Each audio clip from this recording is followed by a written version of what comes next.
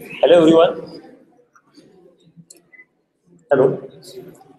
So, as you may know that for building connected devices, there are different wireless technologies like Wi-Fi, Zigbee, Bluetooth, and one of them is GSM. So, if you want to connect remote nodes to the internet, GSM is sort of the most convenient one. So, I am going to give you some idea about how you can start off using GSM modules for building connected devices. So first, I give you a short intro about what is GSM. You already know what GSM is, but just for the sake of having some points, GSM is the global system for mobile communications, which is the system we use in India and most of the countries for connecting to the cellular network. It's a second generation digital cellular network, and it offers GPRS and Edge for internet connectivity, even that you all must be aware about. And SIM is an integral part of a GSM system. So all the user information is part of the SIM, and the communication part is managed by the mobile device. So why to use GSM for your connected devices? The first point is wide reach. Like say you want to install something in a farm, there you won't be having Wi-Fi networks.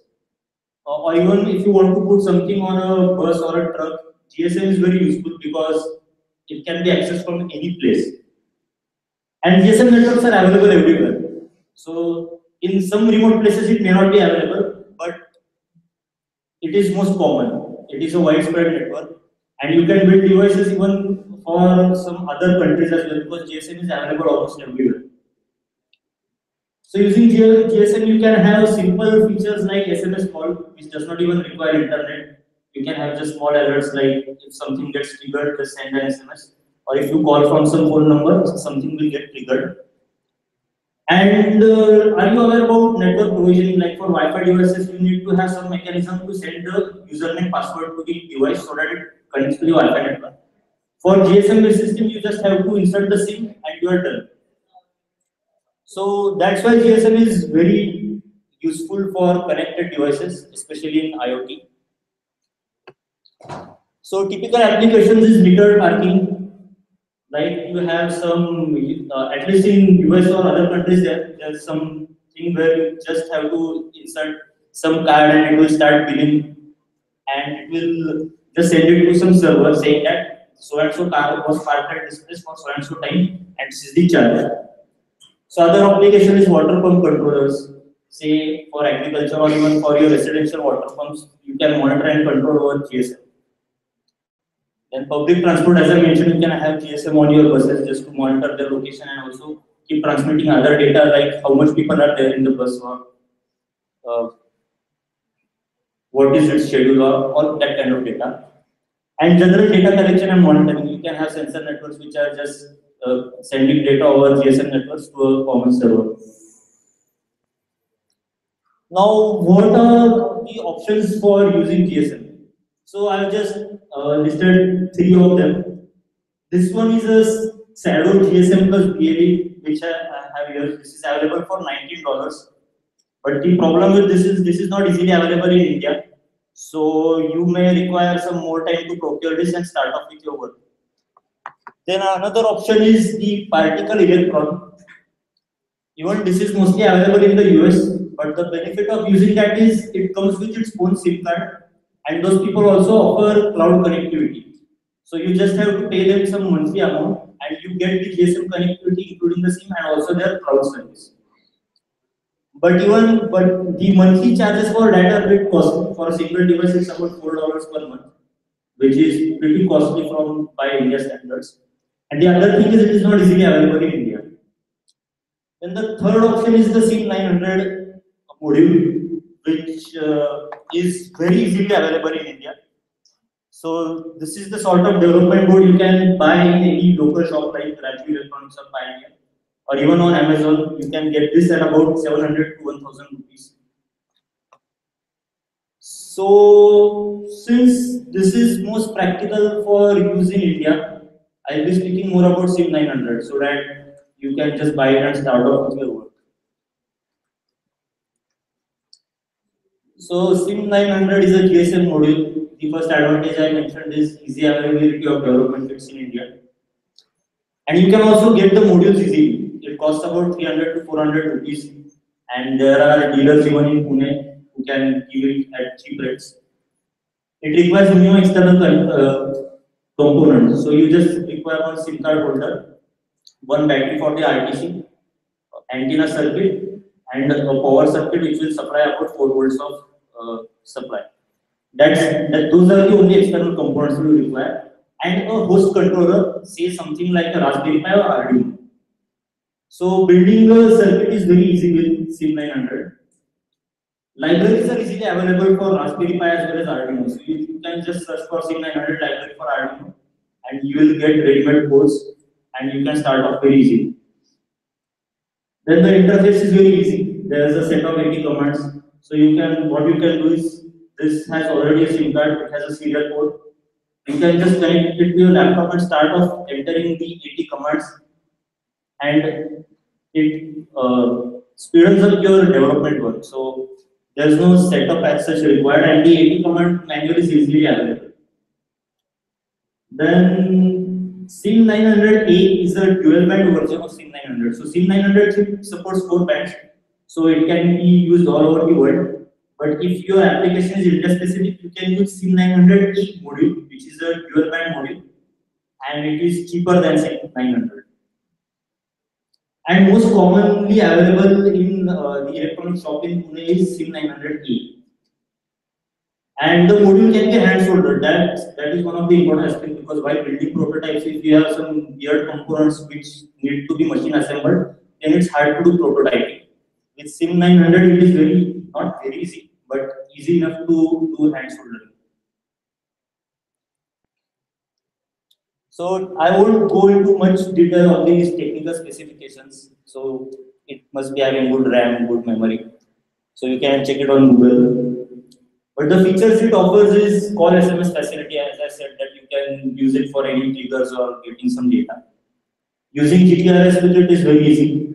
It offers raw UDP TCP interfaces, so you can build some custom application.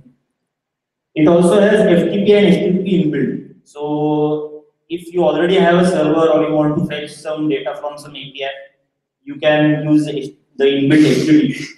And it also offers HTTPS, so security can be established, data can be encrypted. If you put particular firmware on this, it also enables some GSM GPS location information. So using triangulation methods, it can tell you where exactly the device is. So especially in city areas where there are many towers, the location is pretty accurate. So using a single module, you can get location information as well as get internet connectivity. And another good thing is it has inbuilt RTC. So it fetches the current time over the mobile network. And even if you remove the SIM card, if a battery is available, it will maintain the time. So maintaining the timing information is one of the very important aspects in IoT devices, because most things are time dependent, right? Like schedules of buses or when to start or stop the motor. So the RTC is very much useful in that.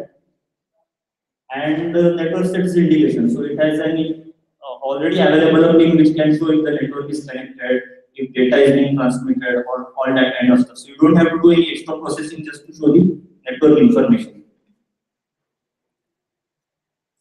So this is the typical hardware interface where there is a SIM 900A module.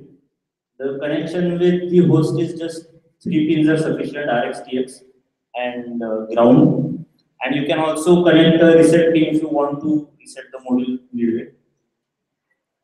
And power subsystem I mentioned separately, because generally the host microcontroller may require 3.3 volts or 5 volts, but SIM 900 requires from about 3.5 volts to 4.5 volts. So that you will have to handle, providing some voltage of about 4.2, 4.3. Then the CR2032 battery is just for maintaining the timing information. So even if the main power is shut off, it can maintain the time. And a single coin cell will last for about 5 to 6 years. So that is the current it consumes. So it is in nano or microamperes. So that's a good thing. and the SIM card and the antenna. That's it. This is all you need for a GSM based system. Now, where to begin? So just go on Amazon or some shop like Raji Electronics, get a SIM900A development board, power on and get the serial console. Then, so the modules there, I don't know. So they can have different firmware on it. Some firmware supports location, some supports FTP. But you can't directly tell what all commands are supported by the module you bought from the market. So the best thing is, I personally have used this particular firmware. I provide you links about where to get this firmware, and also links on where to get the utility to flash this firmware on the SIM900 utility. So it will be very easy for you to start off because this particular firmware supports all the commands I mentioned earlier, like raw UDP, TCP, GPRS, data, FTP, HTTP, HTTPS. So just flash the firmware, reboot the device, verify that the firmware is proper, and then you are ready. That's it. So I'll be providing some links at the end of the presentation, which has some good tutorials about how to use SIM900 with either Arduino or Raspberry Pi. If possible, I will show them right away, just to give you an idea that coding with SIM900 is very easy. So even if you don't have any experience of working with GSM modules, you can start off immediately. In a day or two, you will kind of be an expert in working with GSM. But some things you need to consider is the first is the antenna design.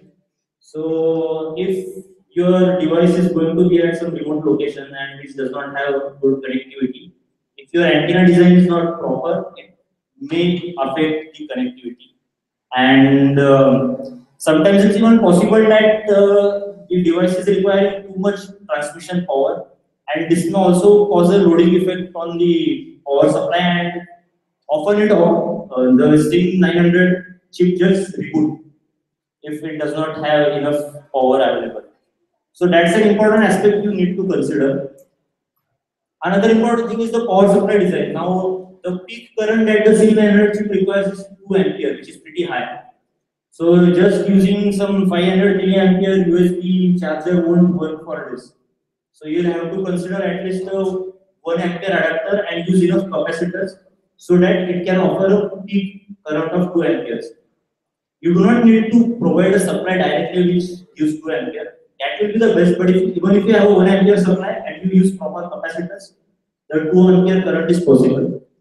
And the voltage, so its voltage range is sort of something weird, so it's not even 3.3 or 5.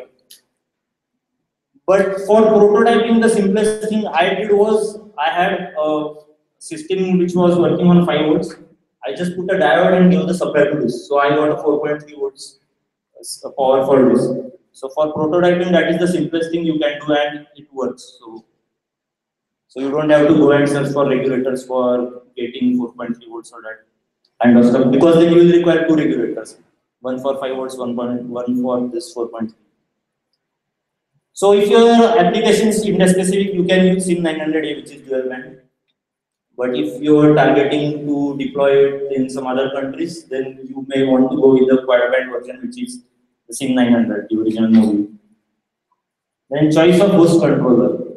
Now, if you don't want to do any fundu thing, then a simple Arduino will do, which has 32K of flash and just, I guess, 1 or 2 KB of RAM. But if you want to make some complex applications and write your own, say, MQTT client on top of this, you will need something like a Raspberry Pi, which has much more power, and you can get the libraries easily. For Arduino, since the memory is less, that kind of features won't be available. Server-side interface. Now, most of you may have planned to use Amazon's as your cloud server, but SIM900A inherently does not support it, and I myself could not find any libraries either for Raspberry Pi or for Arduino to use with Amazon Cloud. So you will have to figure out how to communicate with your cloud. You may have to write your own libraries for Raspberry Pi or Arduino, or if you are lucky, you can find something ready-made. You can also share with me if you find it. Then data cost negotiation. Now, this is very important. Because for GSM based systems, you need a SIM card and you need to negotiate with the data cost with some service provider. Like your current mobile plans may be having 1 GB, 2 GB of data, but for IoT applications, even 20 to 50 MB should be sufficient, and you will have to negotiate that cost. Another important thing is, say you are building something for PMC, then who will own the SIM cards? That is the factor you need to consider.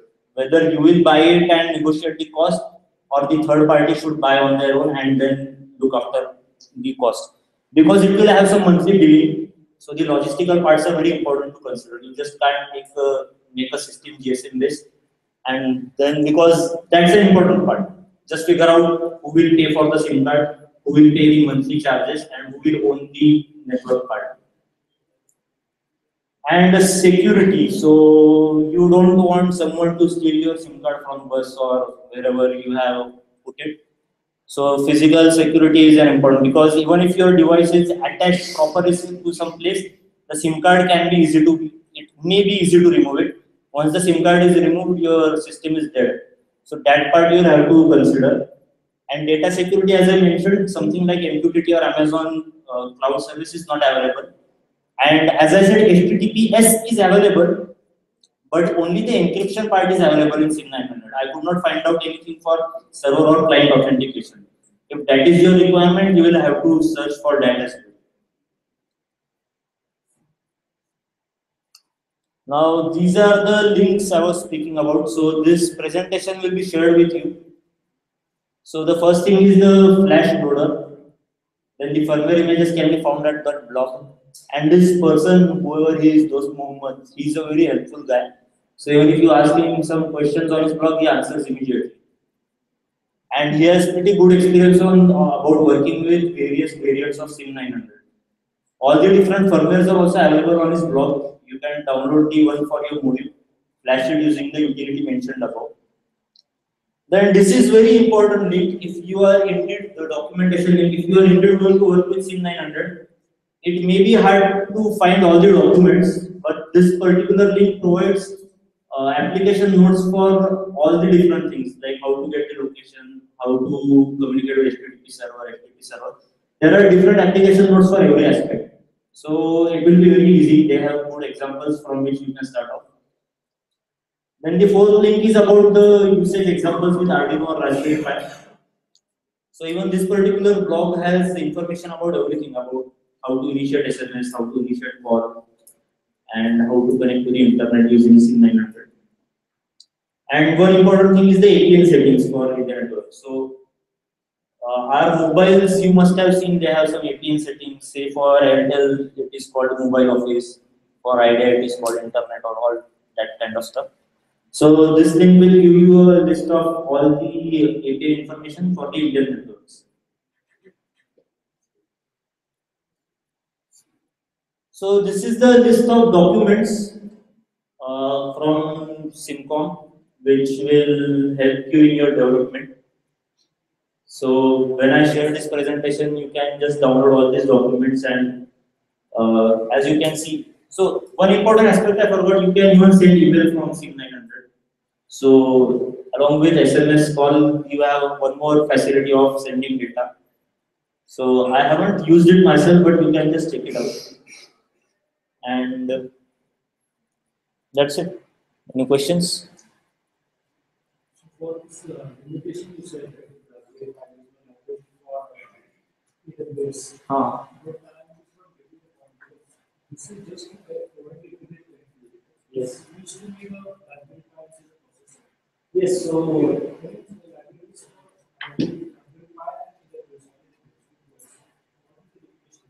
So internet. So you need internet connectivity on the Raspberry Pi. So normally you use the UTC USB number or GSM number.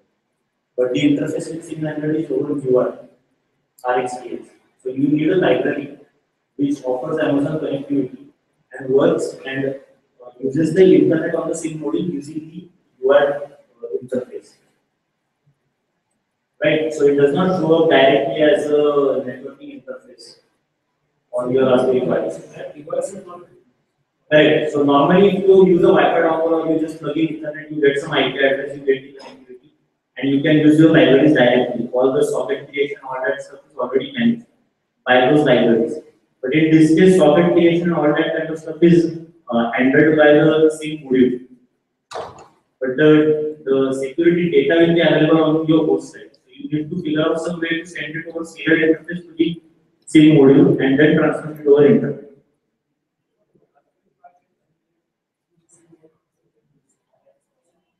What? Yes, but the interface doesn't show up directly as your Wi-Fi or internet interface. So it's not that you just connect to the internet and now you are done. You can do anything to browse websites. It's not that kind of internet.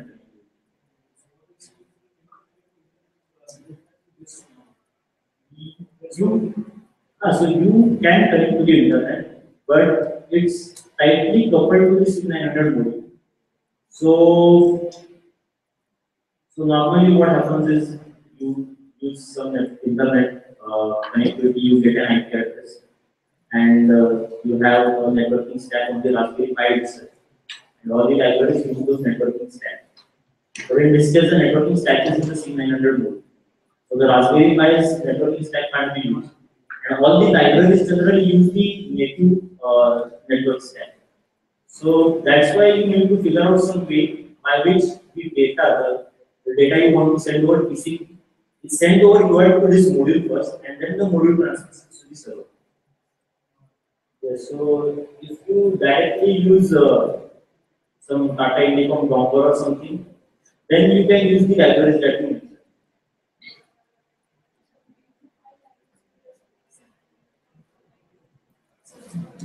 But you won't need iSpec status for it.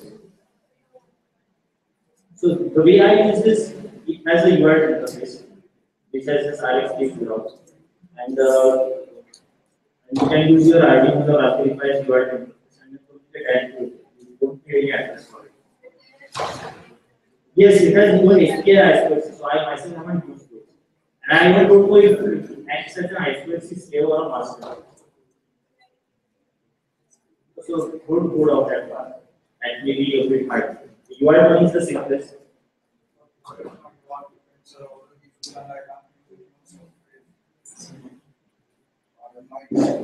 you like, I myself couldn't find out. Yes, even I couldn't find how to use SPA or I2C on the. And I'm not even sure if it is an I2C client or an I2C master.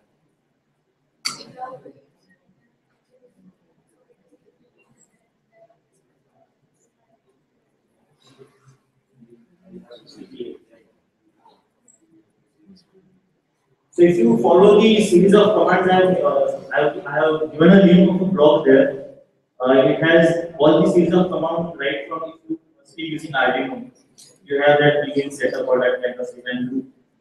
So in that exact format they have given the command and you can use it directly. Just change the APN setting and use the APN settings for India and it should be good enough.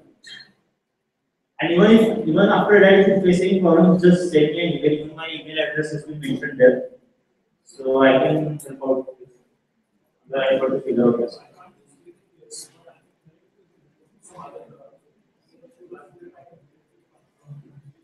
So you can use the HTTP and FTP APIs offered by SIM900, but the direct internet connectivity that you will be expecting would only available.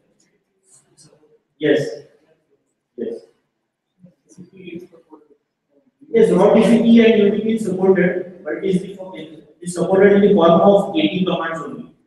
So 80 plus TCP or something that kind of command, and then you have to send the actual data over UI to the SIM900. And no, socket creation is handled by its own inbuilt system. So if you are a paid customer of Simcom, then you get some SDK using which you can create your own firmware and hash. But I don't think any of you must be very much interested in taking the license from them, getting the utility and then using that kind of stuff. Using the AT command is the simplest and most common way of using this tool. Yes, it is HTTP or one TCP, what TCP you can use, or HTTP is supported. You just provide the URL, the data to the hoster, or if it's a GET request, just get the data. Simple operations are easy. So HTTPS I only discovered recently that it supports HTTPS, but I couldn't find out a way of providing the server of time certificates. So it is a plain HTTPS which just creates a secure channel and transmits encrypted data, but there was no server of time set authentication feature available. No, I couldn't find it. So as far as I know, the encryption type is decided during the initial negotiation with yes, so it must be handled internally because it uses a list of suits supported, but there's no way to select any particular suit. But I think that must be done during the initial negotiation. So any more questions?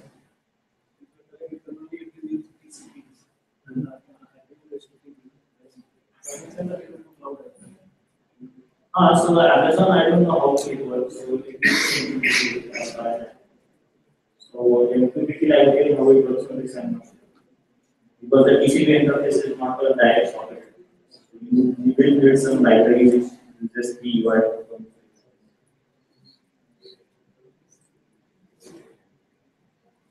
But this is the simplest thing you can use immediately for GSM connectivity. That's why it's important.